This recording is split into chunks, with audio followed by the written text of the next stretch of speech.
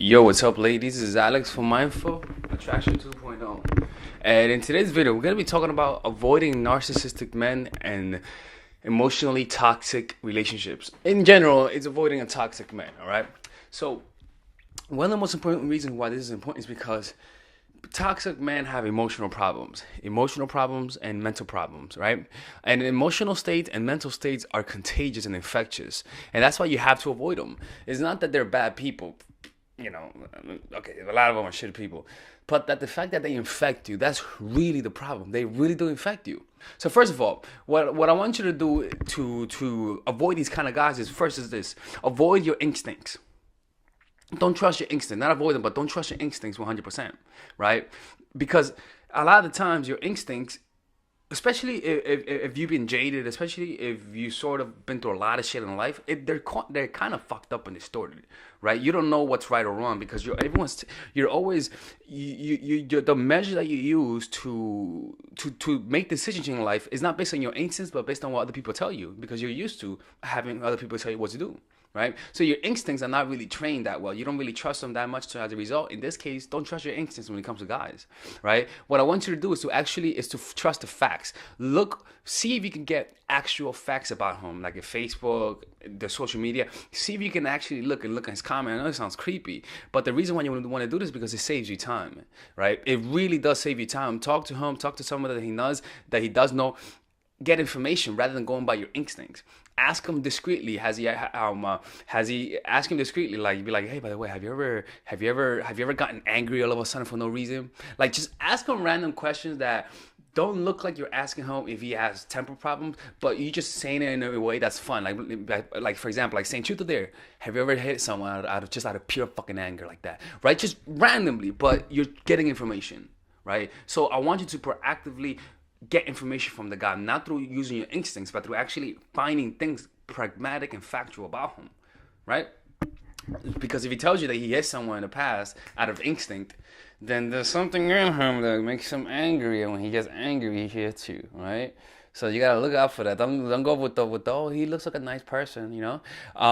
So don't trust appearances. That's what I'm saying. The second thing is don't trust appearances. It goes very well with this, especially when there's abundance and things are good, right? When things are perfect, when there's a honeymoon period, of course he's gonna act nice. Of course he's gonna show you his best face. But don't trust those appearances, especially in the first 3 weeks or 3 months. Just because they look like amazing people, they give the best, they fuck you the best, doesn't mean they're good people. I always ask yourself, maybe he's different. Maybe I don't know him yet. Like, just really say to yourself, okay, maybe he's completely different from who he's showing me. Because it's not because you're doubting him, but because you just want to keep an open mind. So that when he does show you something, it doesn't go against what you believe in him. And as a result, your confirmation bias doesn't allow you to see what's in front of you. It's kind of like people who are into politicians. They love a certain politician that even though they go bonkers, they'll still defend them because they're not really defending him. They're just defending their precision of him. Their sense of self is attached to what they believe of him, right? So that's why whenever, okay, so back to this. So go for the look for those signs, right? So don't trust appearances, especially when there's abundance and things are good, right? The sign that you want to look for is noticing how much he blames others for his problems. That's a pretty big thing. Notice when he talks about his life problems. Does he present himself as the victim? And does he present himself as the moral one? Does he really talk shit about people? And does he never talk bad about himself? Does he ever say, maybe I'm wrong? If he doesn't say that and he just blames other, and the way he tells his stories is in such a way that he's always the victim, because a lot of times when someone has an open mind, they'll say, yeah, I fucked up, maybe I did something wrong, I don't know, but the point is, you see, like, maybe I did something wrong, it's a consideration. But for these kind of guys, doing something wrong is not even a consideration. So you'll notice that they talk shit about their exes, they talk shit about their friends, they talk shit about people in their lives, right, without even saying maybe I'm wrong or showing any signs of humbleness. Also, the longer you are with him, the more invested you are in him changing. This means that you will stay when things look even impossible to change. It's kind of like it's kind of like saying, "Yeah, fuck it, man. I've rode with them since the beginning. Let me just go with the ship." Like, you know what I'm saying? Like, the longer you are with them, the more invested you are in the result. It's kind of like a I don't know. It's let me see an example of that in real life. But the point is, it's kind of like when you set your mind on something, and okay, it's kind of like when you set your mind to go to a party, and you got everything ready, and you're ready to go to the party, and then suddenly they tell you there's no party. You're like, fuck that shit. We're going out tonight. I don't give a fuck. Like that kind of investment where it's not just about going to the party, it's about just going out tonight. Right. So don't and what I want you to do is this, is that if you're noticing that you consistently find these kind of relationships, these negative relationships, these toxic kind of guys, then you got to use that rule where you change according to the people around you. So if you're noticing that you keep attracting people with low self-esteem, you got to put yourself in an environment with people with high self-esteem. So what I would recommend is literally go to spiritual classes about like yoga, no religions because religion is too centralized.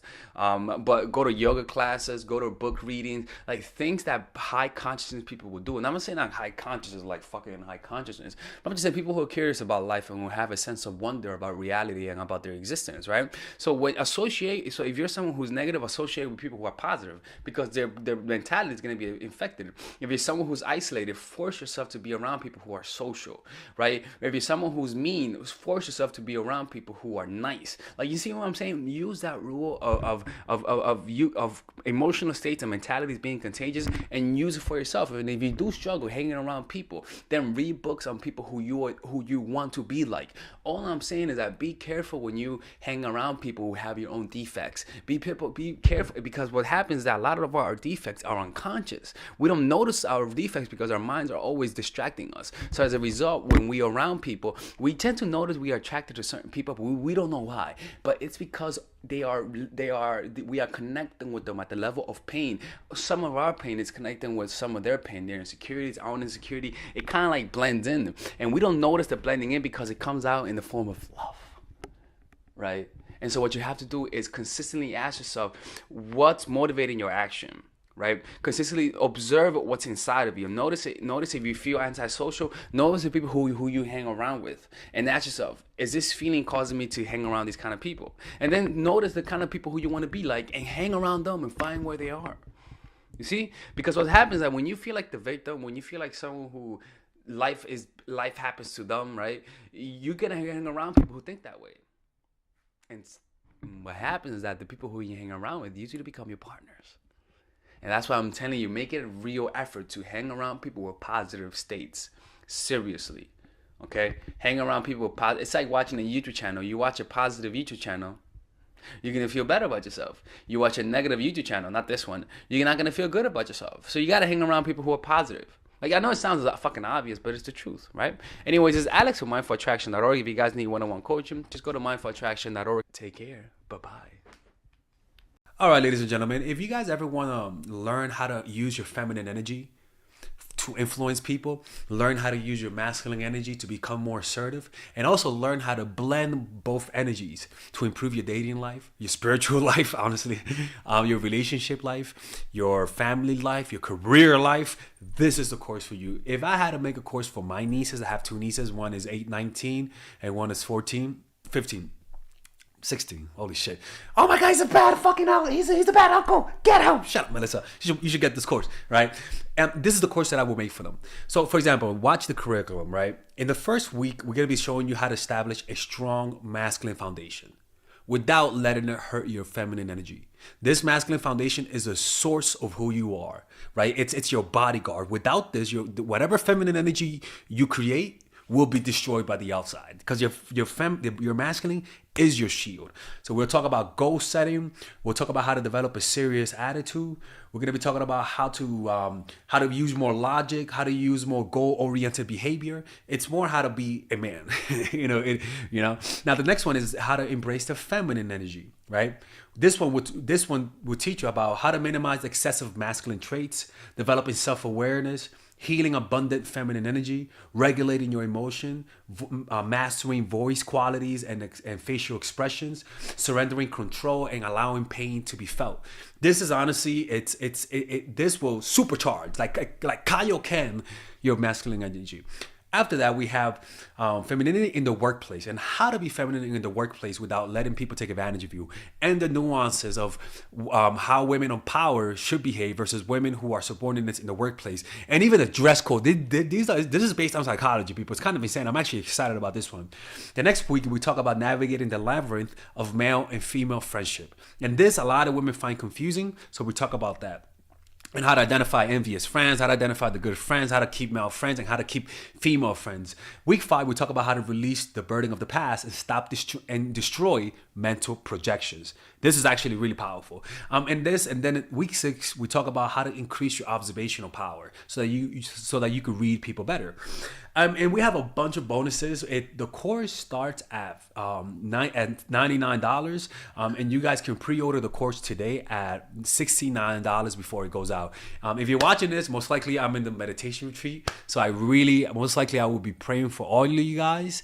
And just click on the description down below of the video. Right there, you'll see it, and you could pre-order that course. It's gonna be out by the end of next month or the beginning of February of March. One of the two, people, because I have a 10-day retreat to do, and I want to finish the course after the retreat, because I think the ideas are gonna be so much better. All right, man. I'll see you guys later. Pre-order, man. I'm closing the channel.